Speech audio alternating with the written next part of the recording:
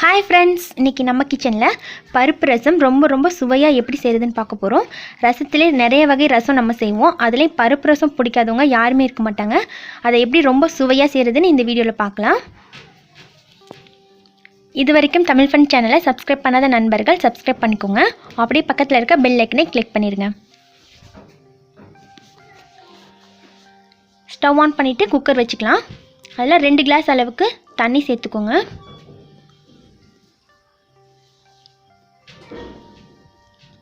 அது கூட இப்போ 4 தக்காளி ஆட் பண்ணிக்கலாம். தக்காளி நல்லா வாஷ் பண்ணிவிட்டு தண்ணி கூட சேர்த்துருங்க. அது கூடவே ஒரு 4 டேபிள் ஸ்பூன் அளவுக்கு துவரம் பருப்பு, அதையும் நல்லா வாஷ் பண்ணிவிட்டு தக்காளி கூட சேர்த்துடலாம். சேர்த்துட்டு இது கூட 1 டீஸ்பூன் அளவுக்கு மஞ்சள் தூளையும் சேர்த்துட்டு நல்லா மிக்ஸ் பண்ணி விட்டுருங்க.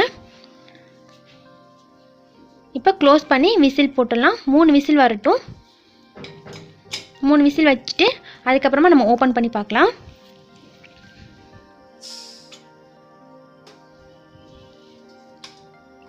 இப்போ பாருங்கள், தக்காளி வெந்து நல்லா சூப்பராக வந்திருக்கு.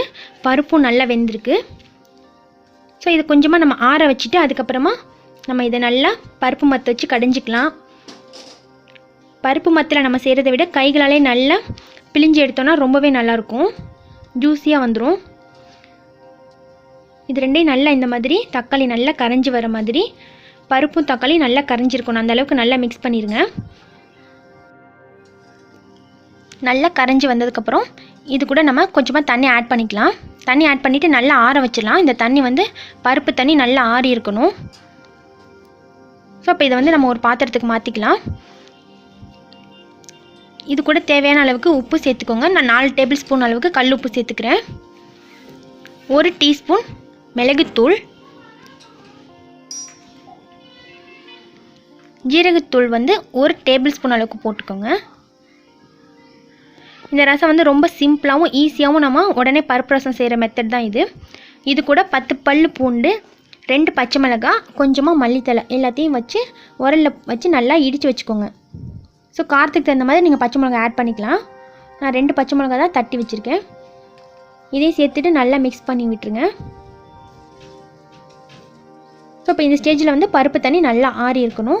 சூடாக இருக்கும்போது நம்ம புளியெல்லாம் சேர்க்கக்கூடாது. சூடாக இருக்கும்போது சேர்த்தோன்னா அந்த ரசத்தோட டேஸ்ட்டே சுத்தமாக மாறிடும். இப்போ நல்லா ஆறி இருக்குது. இது கூட 2 எலுமிச்சைப்பழம் அளவுக்கு புளி கரைச்சி வச்சுருக்கேன். அதையும் ஆட் பண்ணிக்கலாம். புளி எப்போவுமே நம்ம சேர்க்கும்போது ஃபுல்லாக நம்ம கரைச்ச புளி எல்லாத்தையும் மொத்தமாக சேர்த்துடக்கூடாது. சில நேரங்களில் பார்த்திங்கன்னா புளி அதிகமாகிடும், ரசத்தில் ஜாஸ்தி ஆயிடுச்சுன்னா ரசம் டேஸ்ட்டாக இருக்காது. ஸோ நம்ம கொஞ்சமாக 3/4 புளியை நம்ம ரசத்தில் மிக்ஸ் பண்ணிவிட்டு அதுக்கப்புறமா செக் பண்ணிவிட்டு அதுக்கப்புறம் மீதி இருக்க புளியும் சேர்த்துக்கலாம். அவ்வளோதான், புளி சேர்த்து நம்ம ரசத்தை மிக்ஸ் பண்ணி வச்சாச்சு. இப்போ ஸ்டவ் ஆன் பண்ணிவிட்டு ஒரு பாத்திரம் வச்சுக்கலாங்க. அதில் 2 குழிக்கரண்டி அளவுக்கு எண்ணெய் சேர்த்துக்கலாம்.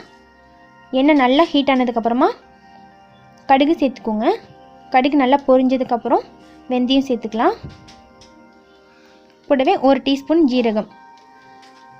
நம்ம ஆயில் சேர்க்கறதுக்கு பதிலாக நெய் சேர்த்து செஞ்சோன்னா பருப்பு ரசம் ரொம்ப சூப்பராக இருக்கும். 2 காஞ்ச மிளகாயை பிச்சுட்டு சேர்த்துக்கோங்க. கூட 2 கொத்து கருவேப்பிலையும் சேர்த்துக்கோங்க. 4 சின்ன வெங்காயத்தை ரொம்ப பொடியாக கட் பண்ணி இது கூடவே சேர்த்து நல்லா வதக்கிடுங்க. கூடவே 1 டீஸ்பூன் அளவுக்கு பெருங்காயத்தூள் எல்லாத்தையும் சேர்த்துட்டு நல்லா மிக்ஸ் பண்ணி விட்டுட்டு அடுப்பை கொஞ்சம் ஸ்லோவாகவே வச்சுருங்க.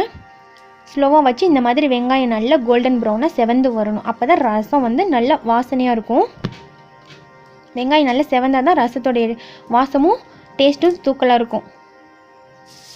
இப்போ நம்ம மிக்ஸ் பண்ணி வச்சுருக்க ரசத்தை ஆட் பண்ணிடலாம். இந்த ரசம் ரொம்ப சிம்பிளான பருப்பு ரசம் மெத்தடுங்க. நம்ம பருப்பு கடைஞ்செல்லாம் ரசம் செய்வோம். ஸோ இது பருப்பு கடையாத டைமில் நம்ம ஈஸியாக பருப்பு ரசம் செய்கிறதுக்கான மெத்தடு. நார்மலாக வெறும் ரசமாக செய்யாமல் இந்த மாதிரி பருப்பு ரசம் செஞ்சோன்னா ரொம்ப சூப்பராக இருக்கும். இப்போ இந்த மாதிரி ரசம் மேலே ஃபுல்லாக நுர வந்திருக்கணும். லைட்டாக கொதி வர ஸ்டேஜில் நம்ம ஸ்டவ் ஆஃப் பண்ணிடணும். இப்போ பாருங்கள், லைட்டாக கொதி வருது. இந்த ஸ்டேஜில் நான் ஸ்டவ் ஆஃப் பண்ணிட்டேன்.